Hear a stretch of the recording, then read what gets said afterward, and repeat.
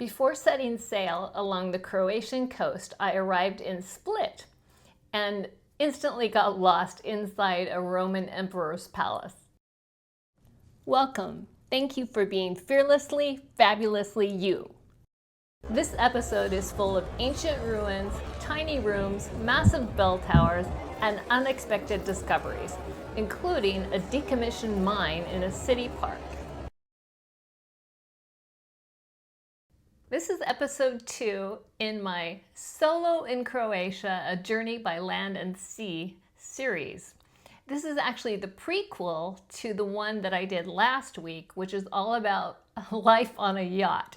If you haven't seen that, I'll link to that at the end of this video.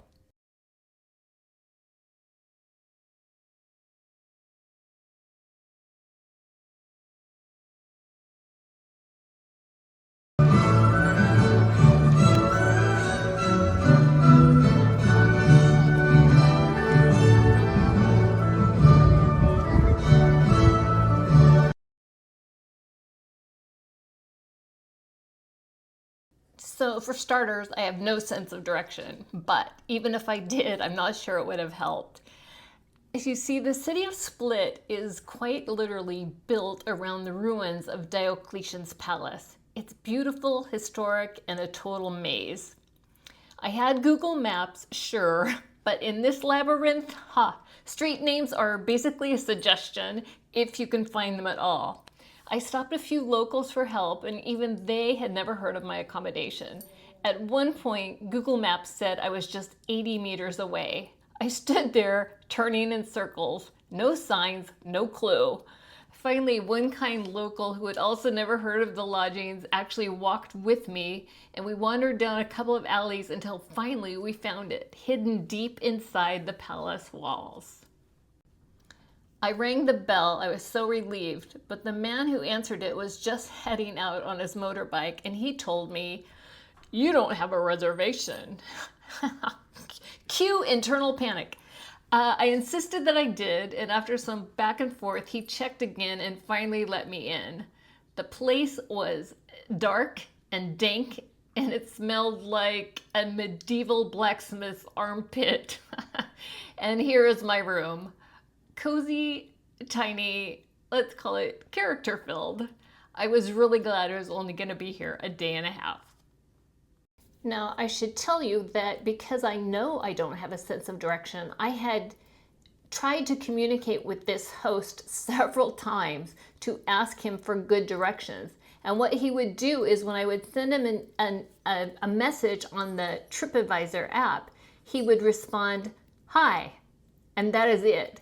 And I think in retrospect, he did that so TripAdvisor would see that he was replying to communication from potential clients and he wouldn't get dinged because he turned out to be not the best host.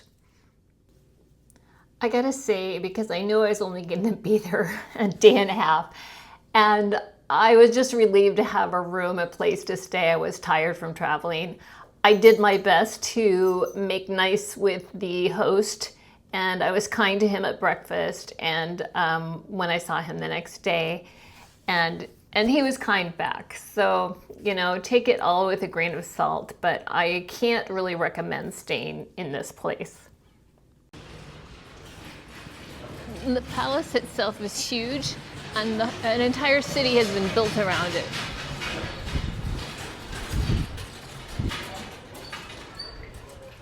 Hello. Hello.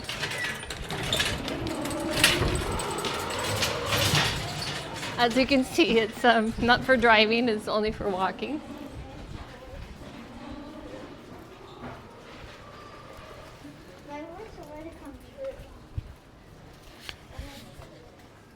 And so there's all kinds of cute little shops. And nothing's open yet because it's early.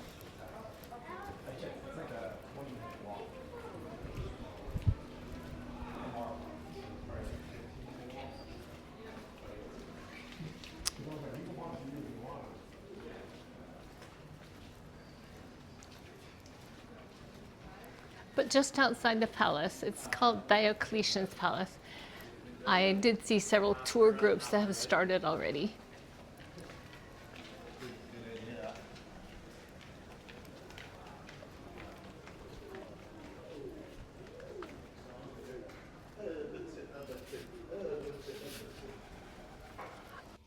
This is a 28-foot statue of Gregory of Nin, who was a 10th century Croatian bishop. And he was a cool dude because he wanted to make sure that people could understand his sermons. And so he said it should be taught in the Croatian language so people could understand it and not Latin. He took a lot of flack for that, but he is revered because of it. A tradition is to rub his big left toe, which sticks out, and locals and tourists do this for good luck, or you can make a wish on it. And yes, I did.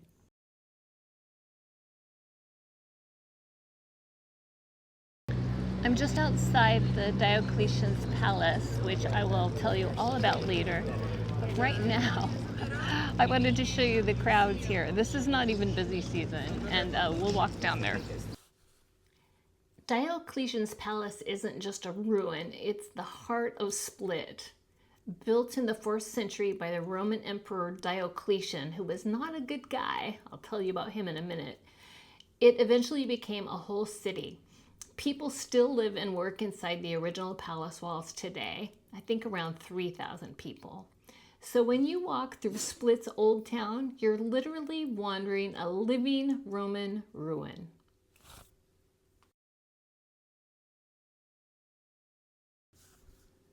Diocletian wasn't just any Roman emperor, he was the only one to retire.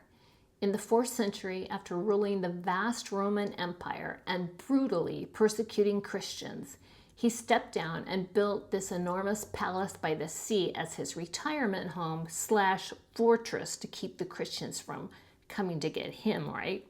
He even claimed divine status, insisting people kiss the hem of his robe and call him Dominus et Deus, Lord and God. The palace included a grand mausoleum where Diocletian wanted to rest for eternity. But after his bones were put in there, Christianity eventually triumphed, and centuries later, the emperor who hunted Christians was evicted from his own tomb. His remains were taken away, no one knows where his bones ended up, and the mausoleum was transformed into a Christian cathedral. Today, it houses the bones of St. Domnius, one of the very martyrs Diocletian ordered to be killed.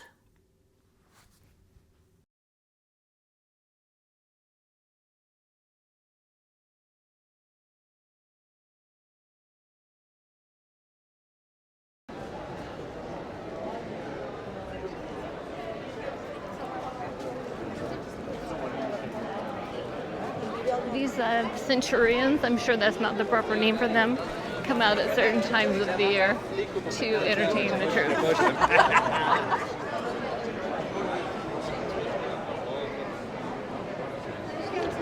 But you can see there's basically standing room only here. I'm going to see if I can make my way to the mausoleum, which is supposed to be quite something. The palace itself is free to walk through, but the mausoleum does have an entrance fee. There were arches opening like that, which were actually for air circulation. So that's to keep air circulating through the basement. The various rooms and hallways of the basements were accessed through passages that you can see over there. There are many of them connecting all the different rooms. So that's the bell tower, and I'll be going up to that next. Very narrow stairs. Given that I am a little claustrophobic, this could be fun. You can really see out.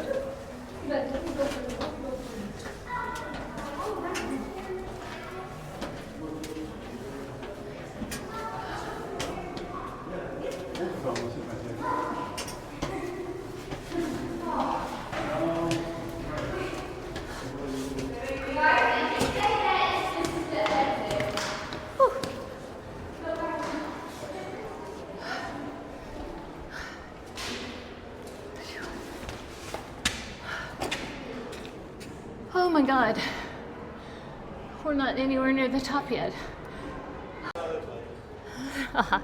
So this is what it's all about. It's an amazing view up here.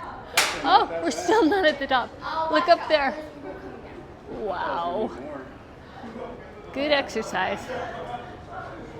Nice and steep, so you get quick. All right, here we go.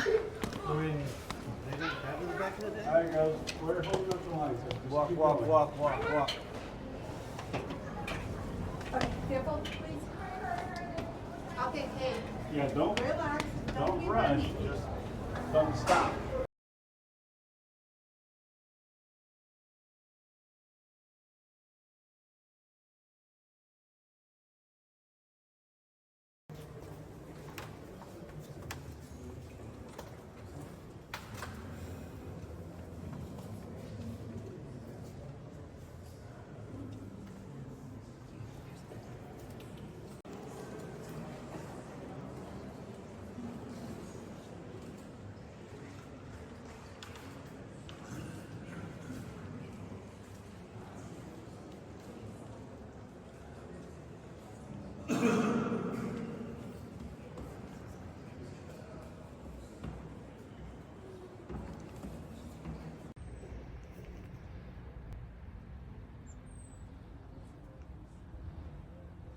Here's a sneak preview of what's coming up next week.